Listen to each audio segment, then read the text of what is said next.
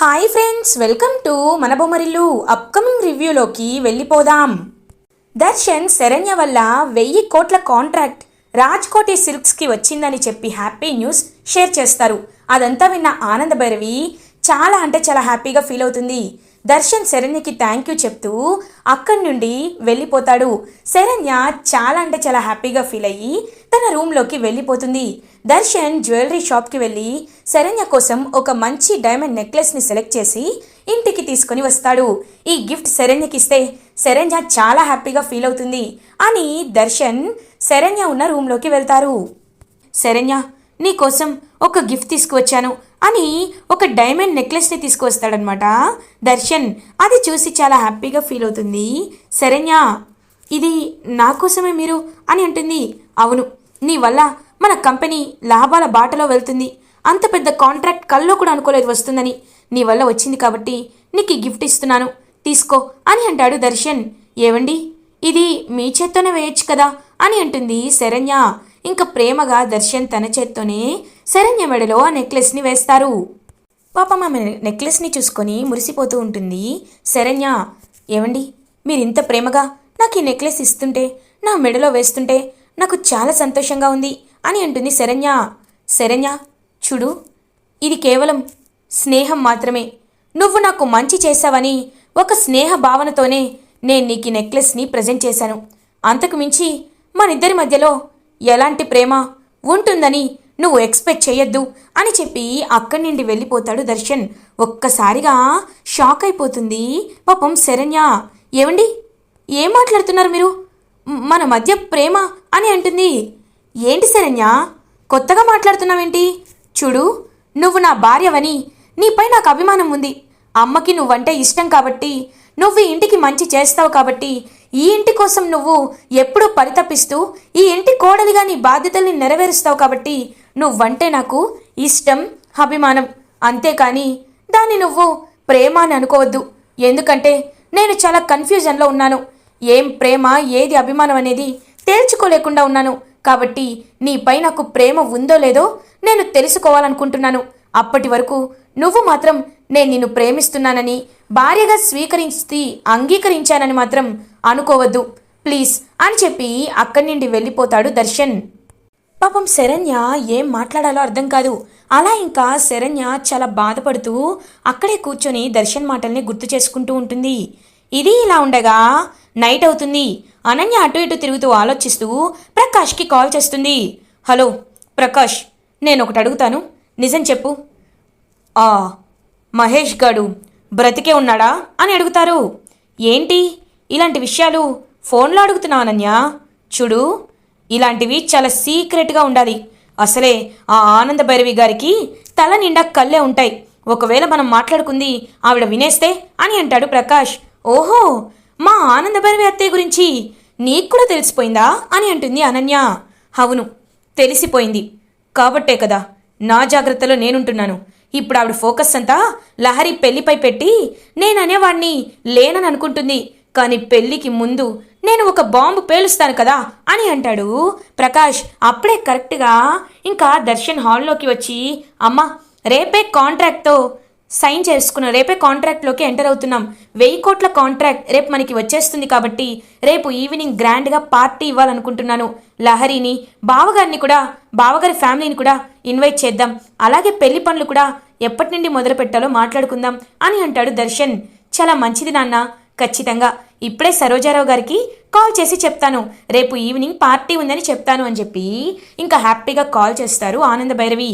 ఇదంతా సీక్రెట్గా విన్నా అనన్య, హలో ప్రకాష్, రేపు ఈవినింగ్ మా ఇంట్లో ఒక పార్టీ కండక్ట్ చేస్తున్నారు. గార్డెన్ ఏరియాలో ఫ్యామిలీ ఫ్రెండ్స్ అందరూ వస్తారు కాబట్టి నువ్వు కూడా రావాలి తర్వాత అని చెప్పి ఇంకొక ప్లాన్ అంతా చెప్తుందనమాట అనన్య ప్రకాష్కి. ఓకే, రేపు పార్టీకి వచ్చి మిగిలిందంతా అక్కడ మాట్లాడతాను అని చెప్పి ఇంకలా కాల్ కట్ చేస్తాడనమాట ప్రకాష్. లహరి, ఆనంద భైరవి గారు, ఇప్పుడు మీ పని అయిపోయినట్టే.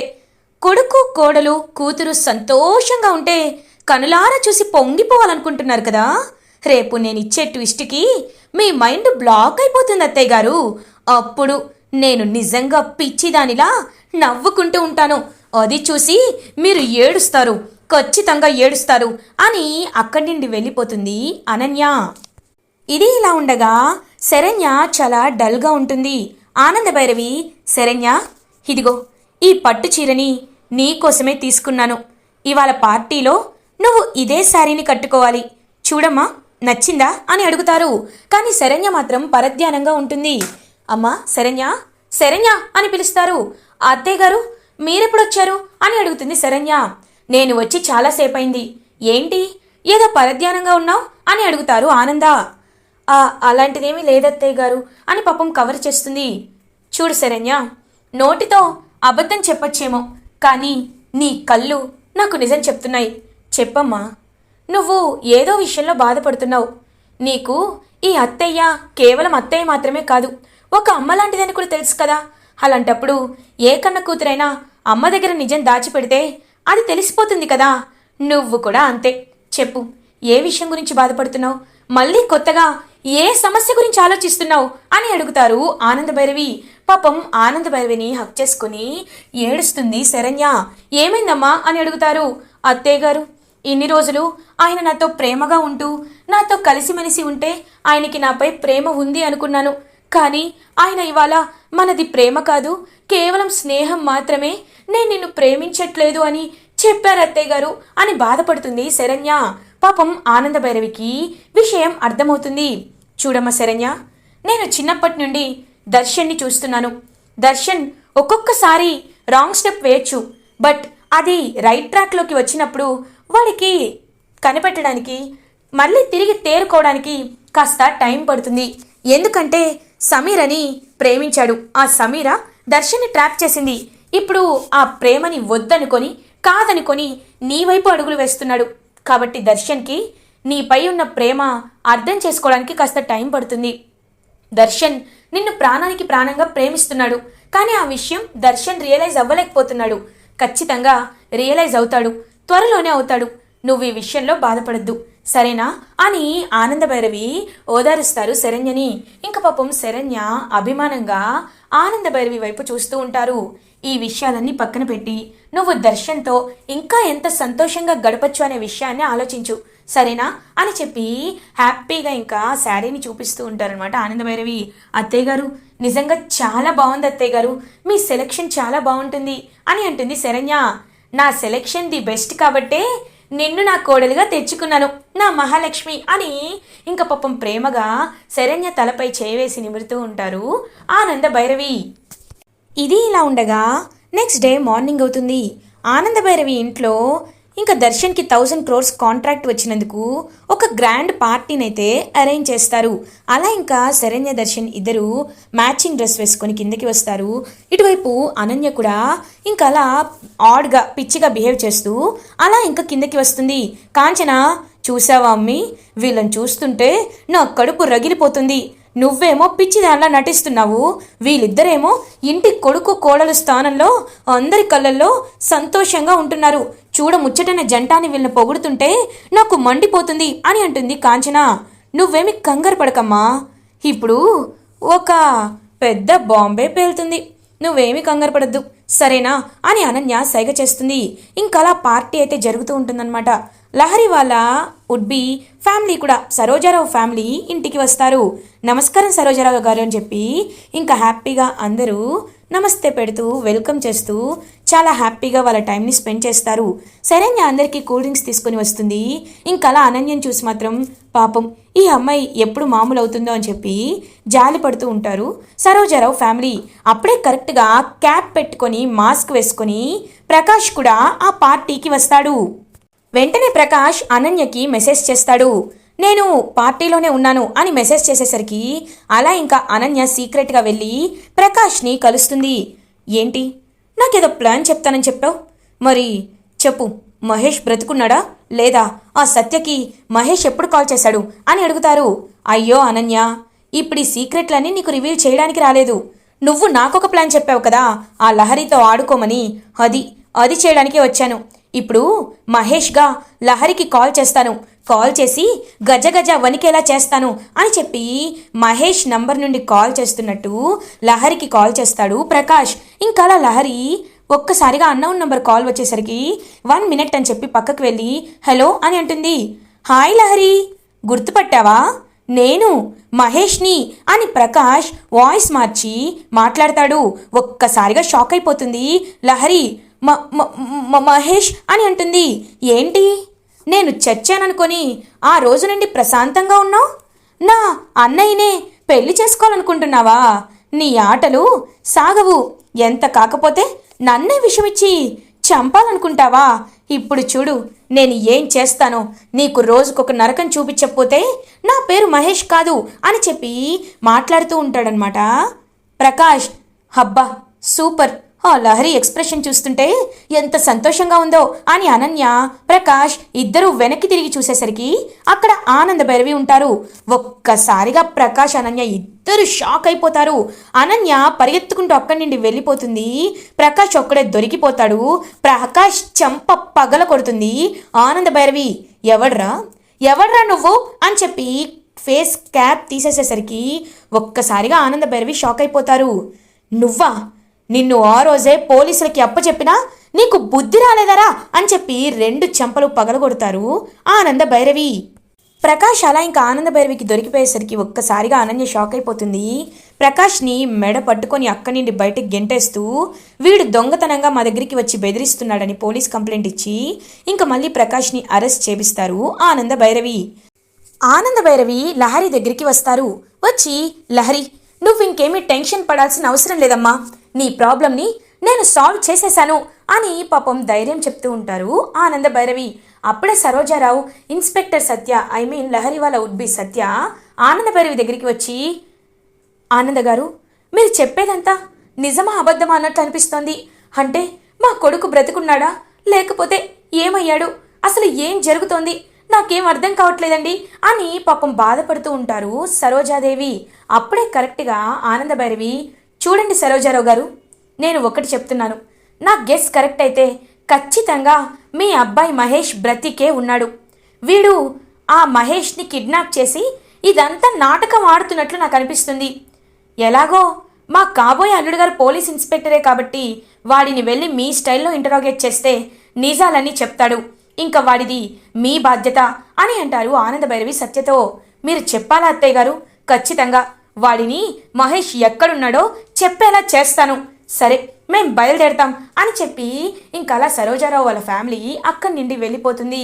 లహరి ఇంకా పాపం ఏడుస్తూ అక్కడి నుండి వెళ్ళిపోతే అనన్య కూడా పిచ్చి పట్టినట్టు ఇంకా వెళ్ళిపోబోతుంటే ఆనంద భైరవి అనన్య చెయ్యి గట్టిగా పట్టుకుంటారు. ఒక్కసారిగా షాక్ అయిపోతుంది అనన్య. నన్ను వదలండి అని అంటుంది. వెంటనే అనన్య చెంపపై కొడుతుంది ఆనంద భైరవి. ఏయ్, ఇన్ని రోజులు నువ్వు పిచ్చి దానిలా నాటకం వేస్తే అది ఇంటి వరకే అనుకున్నాను, కానీ ఇప్పుడు ఇల్లు దాటి నా కుటుంబం పరువు తీసేంత వరకు వచ్చావు. చూడు, ఇంకా నీకు బ్యాడ్ టైం స్టార్ట్ అయిపోయింది. ఇప్పటి వరకు నీ పిచ్చి వేషాన్ని చూసి సైలెంట్గా ఉన్నాను, కానీ రేపటి నుండి నీకు అసలైన టార్చర్ అంటే ఏంటో చూపిస్తా, ఖచ్చితంగా చూపిస్తా అని ఛాలెంజ్ చేసి అక్కడి నుండి వెళ్ళిపోతారు ఆనంద భైరవి. ఏంటివిడా ఏం చేస్తుంది? ఏమీ చేయలేదు అని చెప్పి సైలెంట్గా అక్కడి నుండి వెళ్ళిపోతుంది అనన్య. ఇది ఇలా ఉండగా నెక్స్ట్ డే మార్నింగ్ అవుతుంది.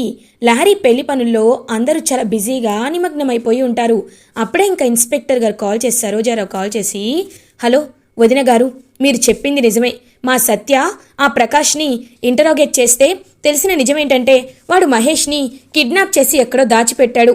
అందుకే మహేష్ చనిపోయినట్లు అందరినీ నటింపజేశాడు, భ్రమింపచేశాడు.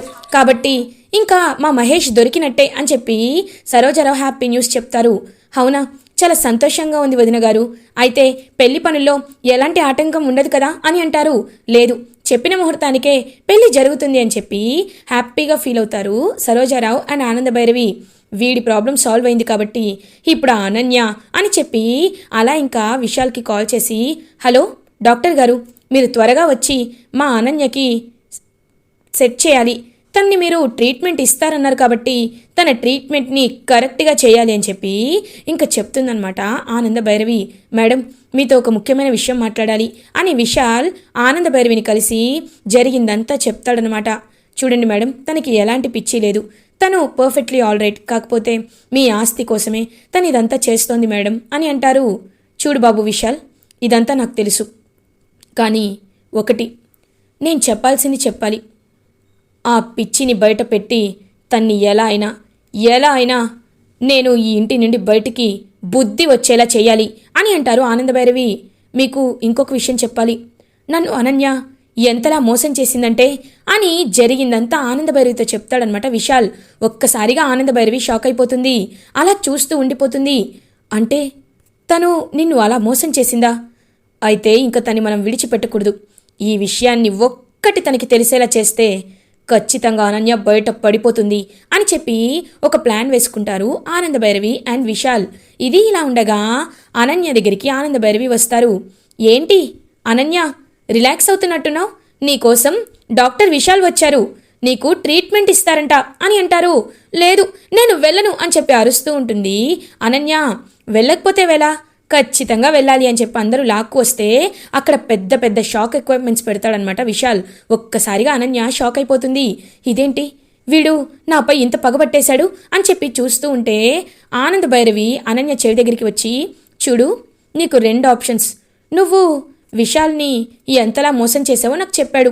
లహరి జీవితాన్ని నాశనం చెయ్యాలనుకున్నావు కదా, ఇప్పుడు నేను చెప్పినట్టు పిచ్చి ఒప్పుకుంటే సరే, లేకపోతే నువ్వు ఎంతలా విశాల్ని మోసం చేశావో అదంతా రోహిత్ ముందు బయట పెడతాను. అప్పుడు రోహిత్ నిన్ను ఏం చేస్తాడో అని అంటుంది. వద్దు అలా చెయ్యొద్దు అని అంటుంది అనన్య. కదా, కాబట్టి నీకు పిచ్చి తగ్గిపోయినట్టు అందరి ముందు నటించు, లేకపోతే అని గట్టిగా చెప్తారు. సరే అని అనన్య అక్కడి నుండి వెళ్ళిపోతుంది. ఇంకా అలా విశాల్ ట్రీట్మెంట్ ఇస్తున్నట్టు నటిస్తాడనమాట. అలా ఇంకా తనకి షాక్ ట్రీట్మెంట్ తెచ్చి గట్టిగా పెట్టేసరికి 2 ట్రీట్మెంట్లకి ఇంకా మొత్తం మైండ్ అంతా చాలా ఇరిటేటింగ్ అయిపోతుంది అనమాట అనన్యకి. వెంటనే ఆహా, వావ్, ఇదేదో బాగుందే, నాకంతా గుర్తొచ్చేస్తుంది.